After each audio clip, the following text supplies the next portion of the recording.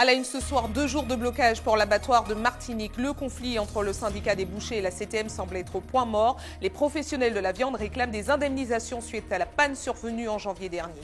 6 nouveaux services ont rejoint la mobilisation des grévistes du CHU de Martinique. Le personnel mobilisé dénonce de mauvaises conditions de travail qui altéreraient la qualité des soins proposés aux patients. La direction du CHUM s'est exprimée sur le conflit aujourd'hui. La mobilisation est montée d'un cran également en Guyane. Les barrages ont été renforcés. Nous ferons le point sur la situation sur place en duplex dans notre édition.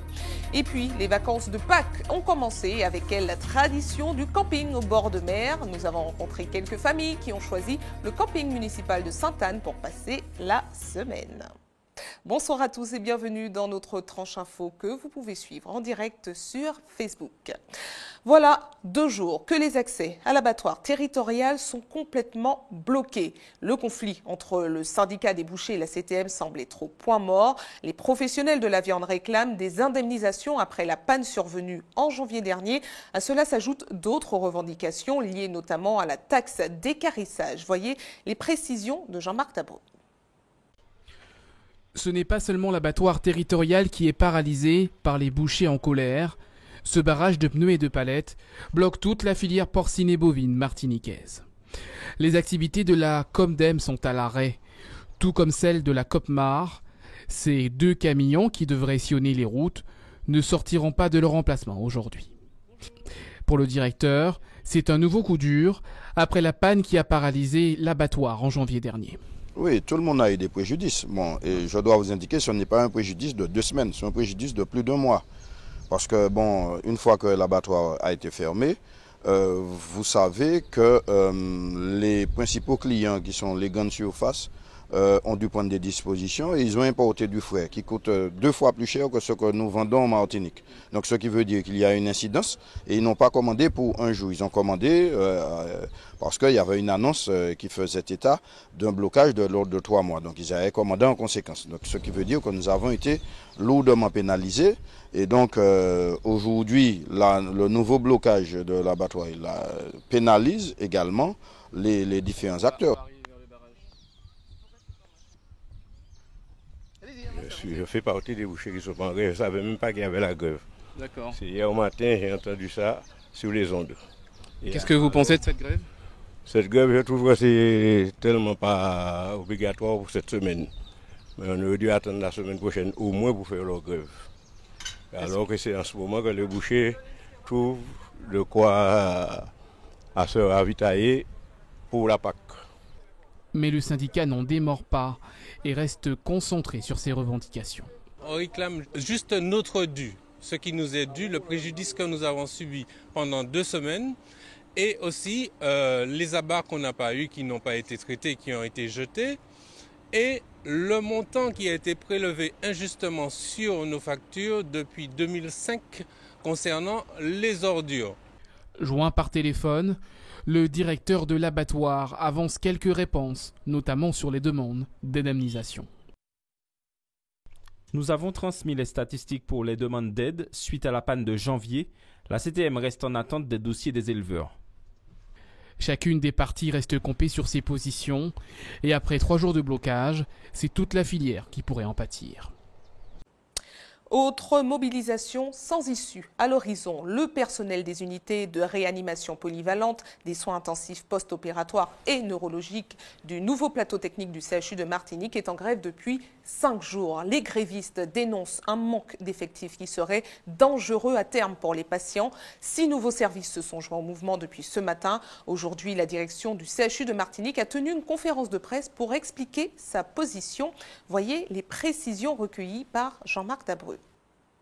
Les personnels qui s'expriment sont essentiellement des personnels du nouveau plateau technique et que donc il s'agit bien d'une problématique autour des organisations de ce nouveau plateau technique. Ce que je peux comprendre parce que Ce nouveau plateau technique, la façon dont il a été architecturalement conçu et les organisations qui en découlent sont très singulièrement différentes de ce que nous connaissions auparavant. Puis d'autre part, ce qui impacte beaucoup les organisations, c'est que cette mutualisation, elle impose de revoir les organisations, ce qui n'est pas toujours le cas. Et donc, la superposition des organisations anciennes fait qu'aujourd'hui, on peut avoir à faire face à un certain nombre de tensions. Le collectif des citoyens du Sud s'est à nouveau mobilisé aujourd'hui au siège de l'Espace Sud. Une action de la dernière chance puisque le budget primitif 2017 de la communauté d'agglomération a été voté cet après-midi. Une baisse de 7,2 millions d'euros a été consentie en plénière. Dans le détail avec moins 18% pour les taxes foncières et d'habitation, moins 20% pour les ordures ménagères. Le comité des citoyens du Sud annonce néanmoins rester vigilant pour la bonne application des taux annoncés.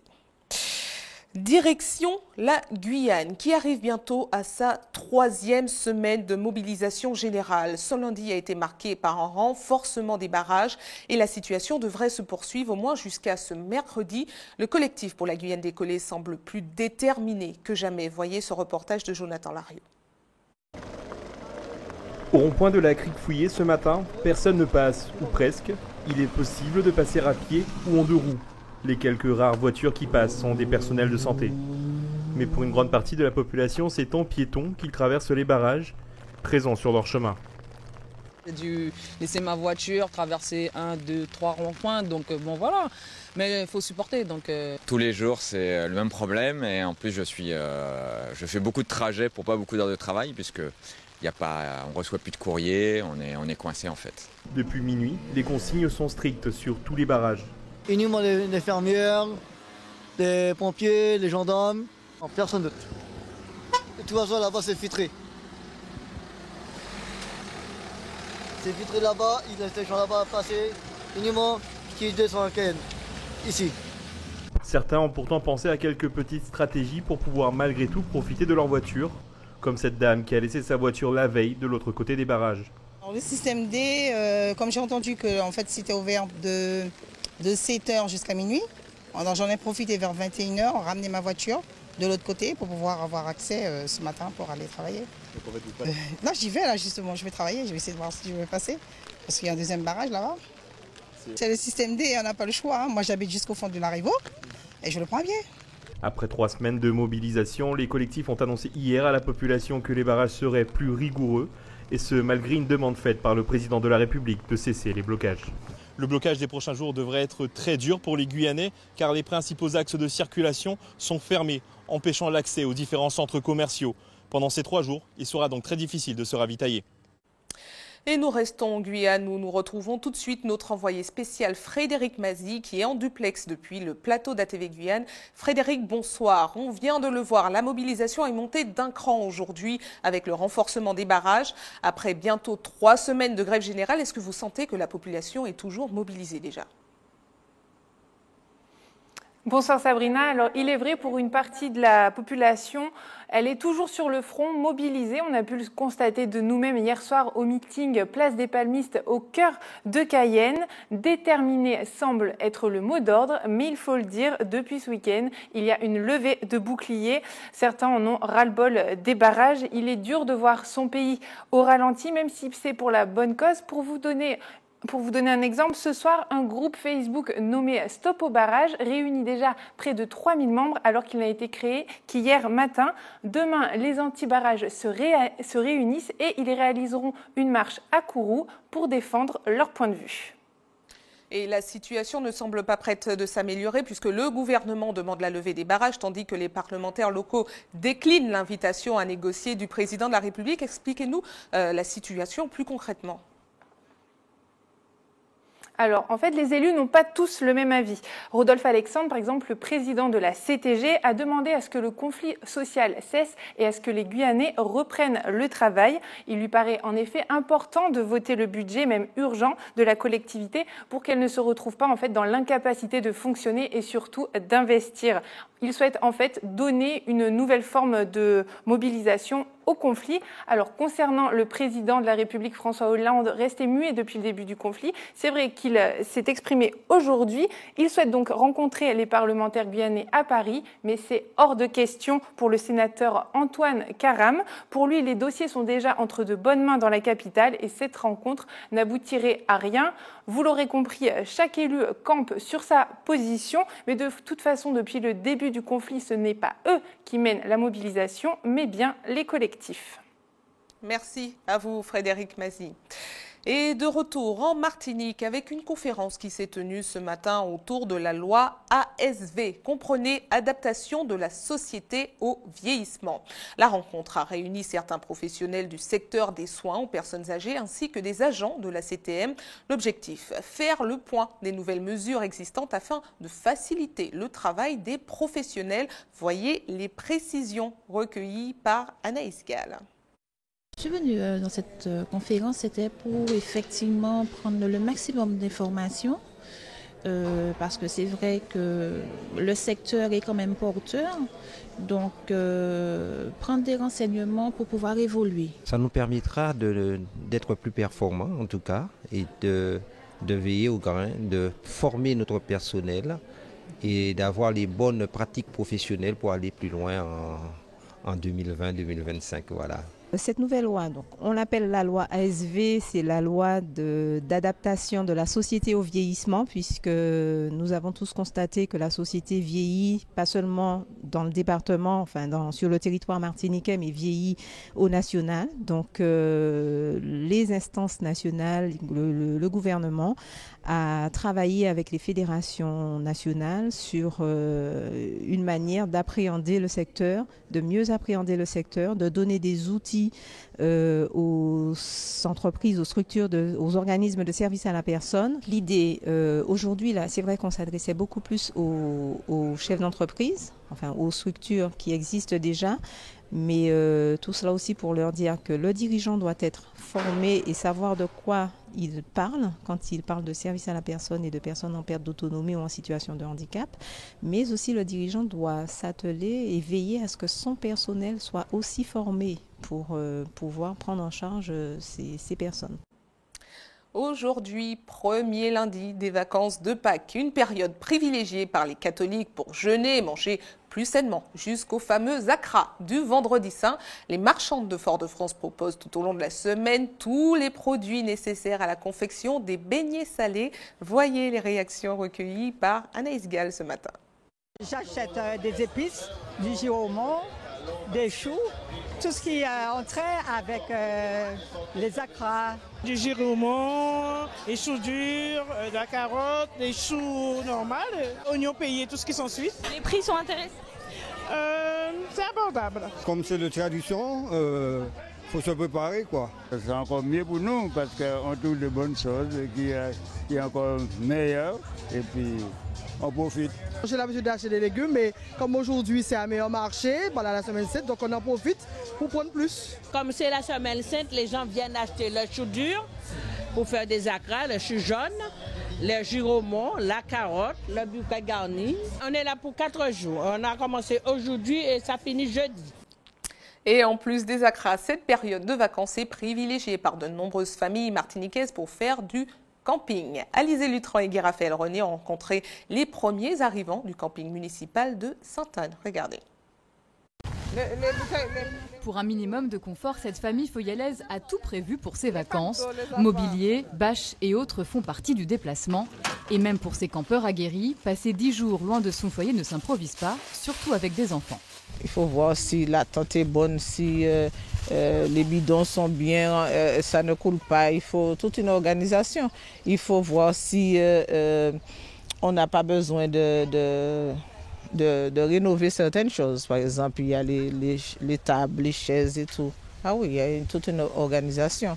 Et sans organisation, on échoue si on vient camper et puis il n'y a pas d'organisation. J'ai amené tout, les fétous, les bidons, j'ai amené les vêtements, un peu de tout. Une escapade de quelques jours qui nécessite un certain budget. Avec l'emplacement qu'on a payé, la tente à acheter parce que j'ai dû acheter une nouvelle tente. et un panneau solaire, bien sûr, il faut de la lumière. Alors, on a mis un budget, les denrées alimentaires, on a mis un budget de 1 000 € à peu près. D'autres optent pour une formule plus minimaliste. Ce couple de voyageurs a planté sa tente depuis un mois.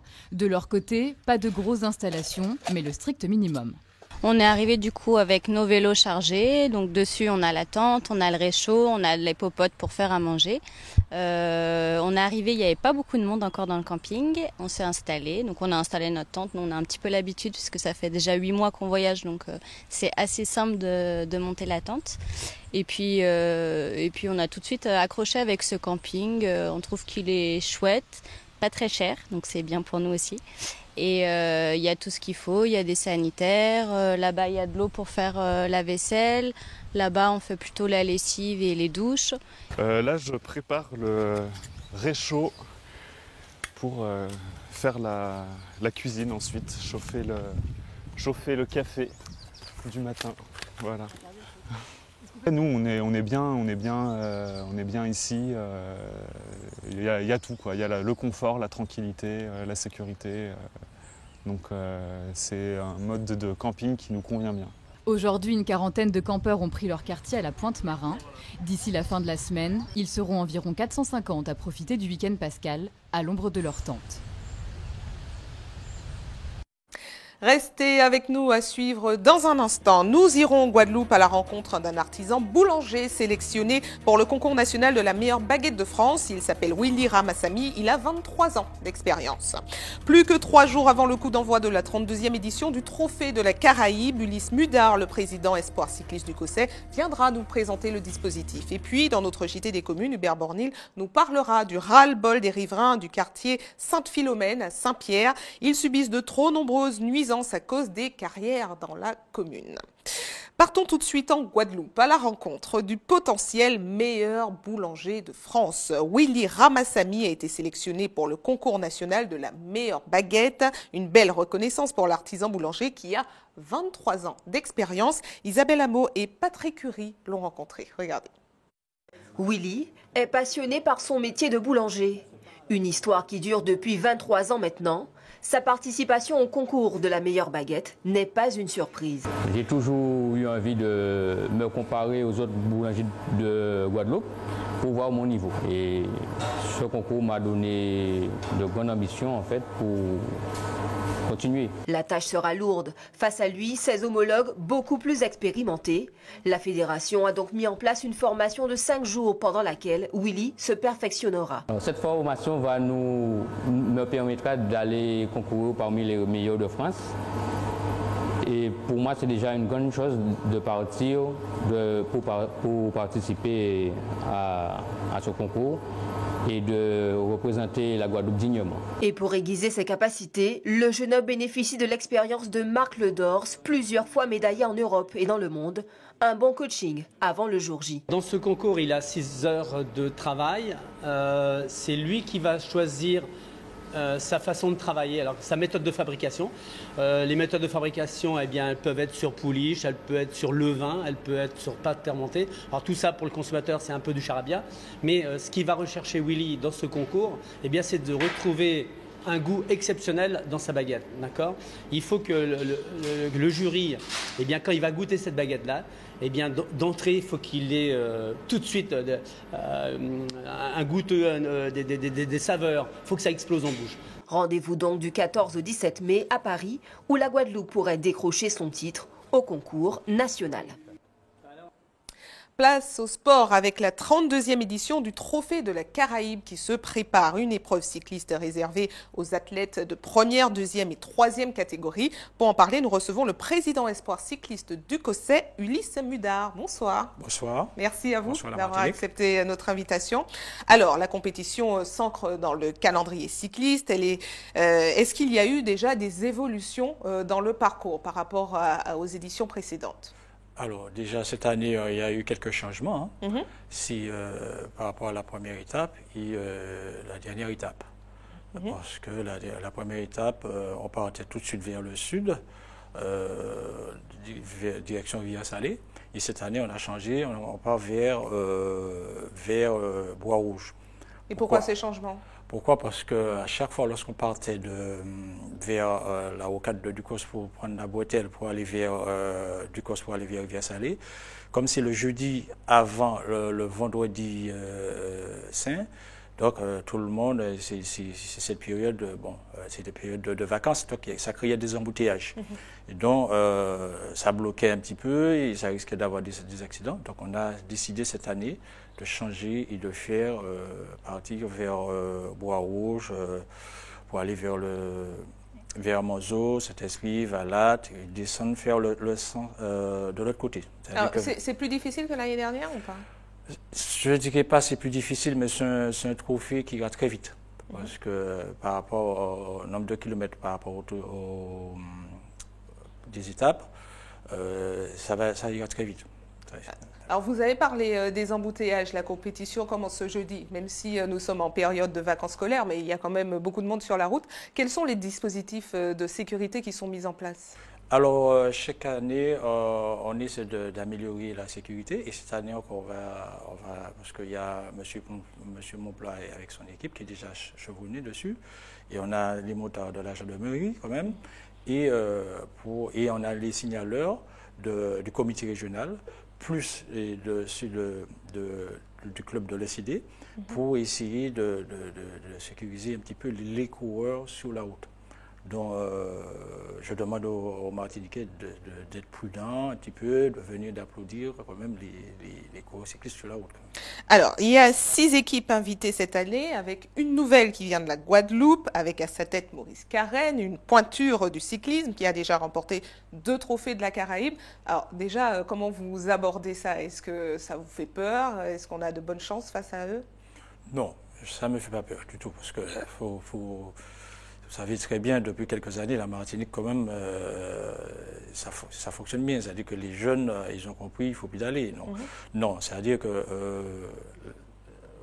l'équipe de Boris Carène, on sait, c'est une équipe, d'ailleurs, ils vont avoir des juniors dedans, mais ça ne fait pas peur aux Martiniquais. Mais bon, ça va relever un petit peu.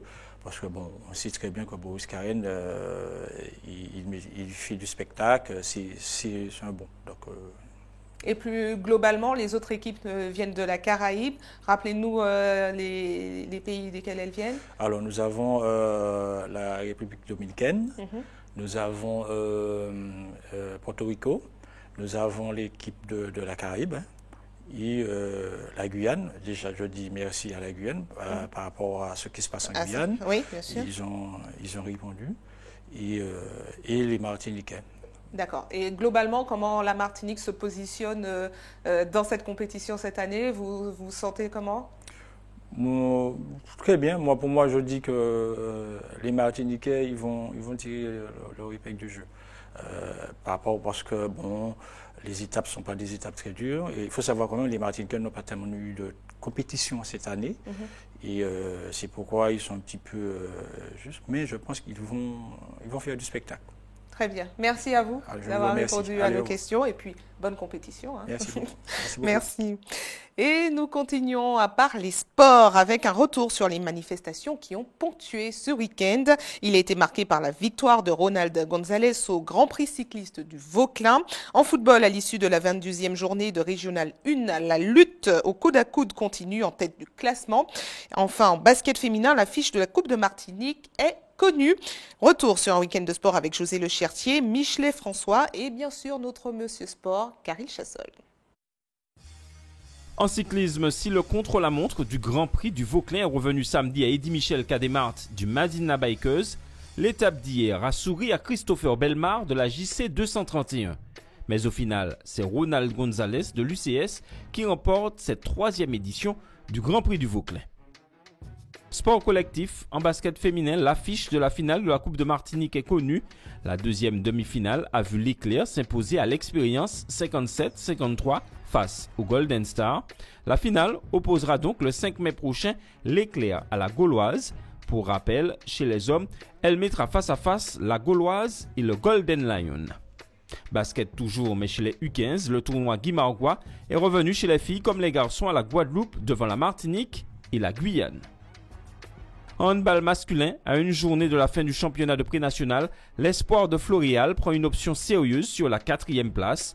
En match en retard de la 15e journée, les Foyalais ont écarté un autre prétendant à cette 4e place, le TS franciscain, victoire 28-23. En football, statu quo en tête de la régionale 1 à l'issue de la 22e journée. Si le club franciscain a souffert pour battre l'Essor, le Golden Lion, lui, a atomisé l'US Diamantinoise. Le club colonial monte sur la 3e marche du podium grâce à son succès, mais également au faux pas du Racing. En bas de tableau, on retrouve l'US Diamantinoise, le New Club et l'Excelsior. Chez les femmes, la dernière journée de la phase régulière du championnat a vu la victoire de l'émulation de l'US Lorinoise par forfait, du Racing et du club franciscain. Au classement, le RC Saint-Joseph termine la saison régulière avec 2 points d'avance sur le Racing, 13 sur l'US Lorinoise et 18 sur l'émulation. Ces 4 formations disputeront les playoffs dans 15 jours. On prend le large maintenant au Robert avec la 4e manche du championnat d'aviron qui s'est déroulée ce week-end. 6 équipes ont participé à la compétition de cette discipline qui tend à se développer chez nous. Voyez cette ambiance captée par Louis Sabas. 3, 2, 1. Voilà.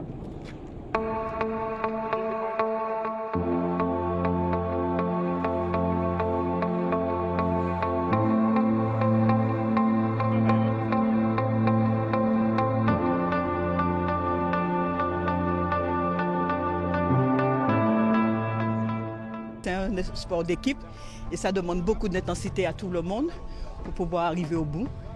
Voilà. Bon, le principe, c'est de nager ensemble, en cohésion, et puis permettre au bateau de filer. Il faut de la puissance et effectivement beaucoup de technique. Ça ne sert à rien de mettre les pelles dans l'eau comme des fous. Il faut juste vraiment placer les pelles au bon endroit dans l'eau, les sortir au bon moment. Et ça reste un sport vraiment très agréable et en plus du côté agréable, on fait travailler tout le corps.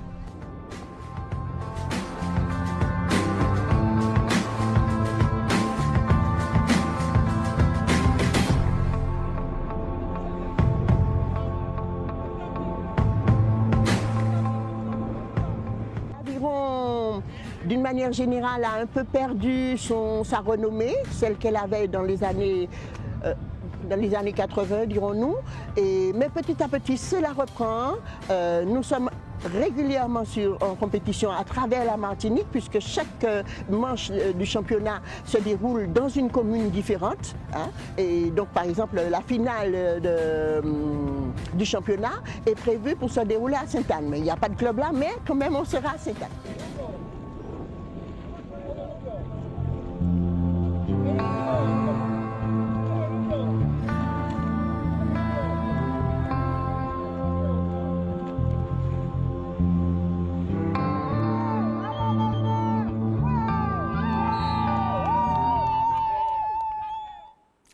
Et on se rapproche encore un peu plus de vous. Nous passons à notre JT des communes.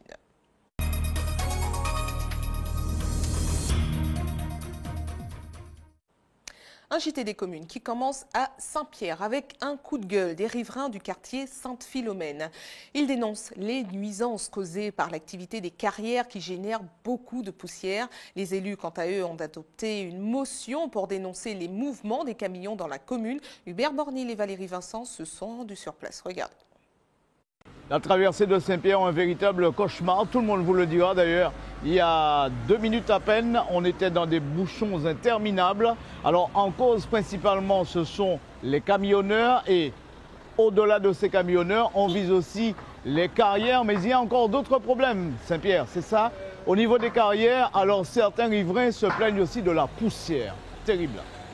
Saint-Pierre, côté Rivière des Pères, le site de production le plus important de l'île avec ses 3 carrières. Cependant, l'activité génère de nombreuses nuisances. Les poussières dans l'air, on parle alors de pollution atmosphérique par microparticules. Les bruits générés par les camions, surtout vers 2 heures du matin. L'on dénombre environ 250 passages jour. Et quant au projet de transport de matériaux par barge, il semble que les études ont été faites, seulement le dossier a du mal à avancer. Soit on fait une rocade qui coûte 70 millions d'euros sur les hauteurs de Saint-Pierre, Et puis, tout le monde très content, on fait une rocade à 70 millions d'euros. Mais les mêmes camions passent qu'au Carbet, donc il faut faire la même rocade de Carbet, il faut faire la même rocade de Casse-Pilote et à Bellefontaine.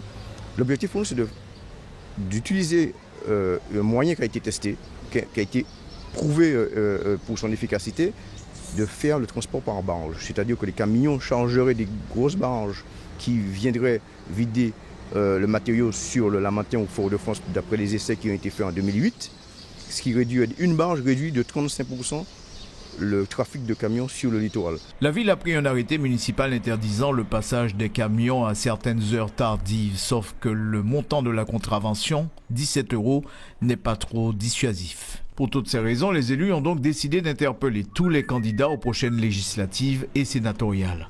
Nous demandons donc à tous ceux qui sont candidats aux législatives de prendre ce problème après le corps en faisant que le législateur modifie la loi et permette qu'on puisse changer la classification de cette prévention. Autre réaction, et pas des moindres, celle de la population. À Sainte-Philomène, par exemple, dans une pétition, les riverains se plaignent des poussières générées par l'activité de la carrière. C'est 4 ou 5 coups de balai par jour. C'est des enfants qui font des allergies. Moi, mes enfants ils sont un peu plus âgés, mais il y a des enfants qui viennent à la maison, chez moi, qui viennent en visite, qui souffrent de l'allergie. Ce que nous souhaiterions, c'est que déjà, quand les conditions météorologiques ne permettent pas de provoquer de la poussière, on nous demande de moins rouler, on nous demande de moins sortir, de ne pas faire du sport, et à tout va, on a de la poussière et on étouffe et voilà, et c'est tout. Ce système d'essayer de s'accorder avec les conditions météo, ça a déjà été discuté de nombreuses fois avec les riverains. Il ne suffit pas de discuter. Là, on a eu pendant plusieurs jours, c'était calamiteux l'atmosphère. Et en plus, on avait ça qui se rajoutait. L'important pour nous, c'est d'être en relation le plus possible avec nos riverains, avec nos voisins même. Et puis d'être réactif à leurs demandes, s'il y a la moindre gêne qui peut apparaître pour eux, qu'on soit capable de réagir et puis de s'arrêter si besoin. À Font-Canonville, l'exploitation de la carrière est prévue pour 2019, mais en attendant, la gêne est bien réelle pour les riverains. Pour revenir au problème général à Saint-Pierre, c'est-à-dire la traversée de la ville, on voit bien que les moyens sont mis en place.